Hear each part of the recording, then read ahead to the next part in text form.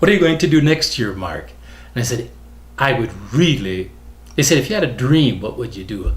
Oh, I'd love to take my kids up to visit the Oneida School and the Oneida Reservation, where I'd been a storyteller in residence many years before. I said, it's such a rich, beautiful environment for my students. So they started saying, whatever you want to do, make it as big and as exciting as you'd like to be. We'll support you. So that was the first time that I had this group of parents kind of come to me and say, we're going to do more than parents do.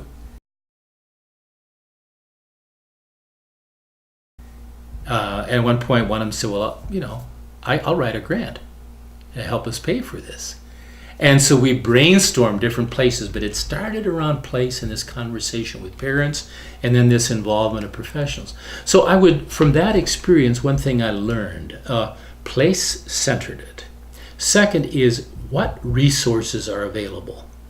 So when I had parents as resources in a multi-age classroom, I typically would have fifth grade parents who had already been with my class for a year. They had ideas of their own about what we could do. And so the richness of that returning parents made that such a strong resource, and the returning students made them such strong resources because they already had skills in place-based study. So when I'm now beginning to do something, it's so much easier than if I were beginning with a totally new group. I'm not creating a community. The community already exists. It's just continuing with new people coming. So place and resources. Eventually that year, that's what we did. We studied Dane County. We did a whole lot of studying our nearby neighborhoods, seeing ourselves and our community as part of Dane County, bringing in speakers, going off on Madison field trips, and we did that all year, studied and planned, did all kinds of things. We did this as a class. So what did I do? I worked with partners who could support us in making things happen.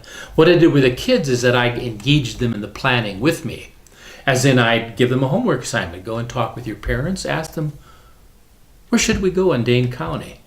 And so they brought it back and we digested that. And, what do we want to do with this information?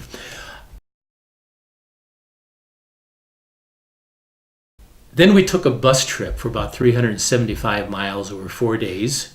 We left on Monday morning, came back Thursday night, and we traveled around the smaller towns and the farms and rural spaces all around. We probably made 8 to 10 stops of places that we went to every day. So it was just really thick.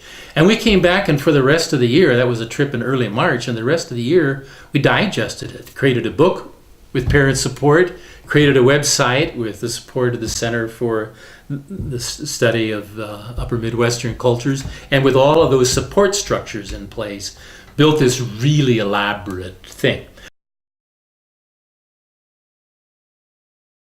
And there were other parents who helped, but I'm just trying to describe this kind of magic of what Wes was able to do and what Margaret was able to do to help with the fundraising.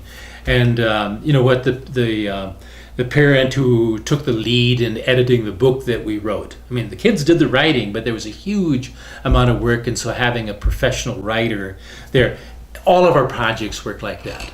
I mean, it was like parents finding an opportunity to be engaged in a way they had never been engaged as parents before.